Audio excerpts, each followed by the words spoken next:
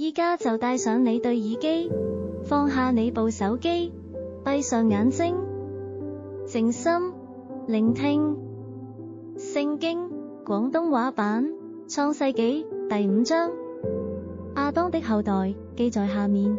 當神造人的日子，是照着自己的樣式造的，並且造男造女，在他們被造的日子，神賜福給他們，稱他們為人。亞當活到130歲，生了一個兒子，形象樣式和自己相似，就給他起名叫賽特。亞當生賽特之後，又在世800年，並且生兒養女。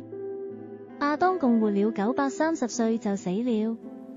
賽特活到105歲，生了以挪士。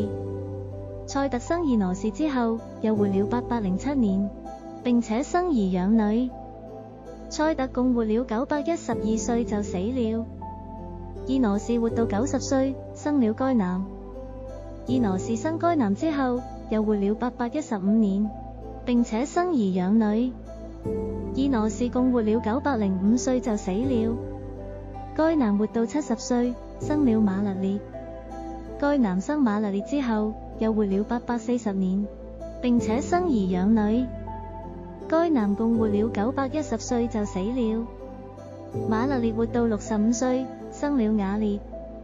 馬勒列生雅列之後，又活了830年，並且生兒養女。馬勒列共活了895歲就死了。雅列活到162歲，生了以諾。雅列生以諾之後，又活了800年，並且生兒養女。雅列共活了962歲就死了。以諾活到65歲，生了馬土撒拉。以諾生馬土撒拉之後，與神同行300年，並且生兒養女。以諾共活了365歲。以諾與神同行，神將他取去，他就不在世了。馬土撒拉活到187歲，生了拉麥。馬土撒拉生拉麥之後，又活了782年，並且生兒養女。馬土撒拉共活了969歲就死了。拉麥活到182歲，生了一個兒子，給他起名叫挪亞，說：這個兒子必為我們的操作和手中的勞苦安慰我們。這操作勞苦是因為耶和華咒咗地。拉麥生挪亞之後，又活了595年，並且生兒養女。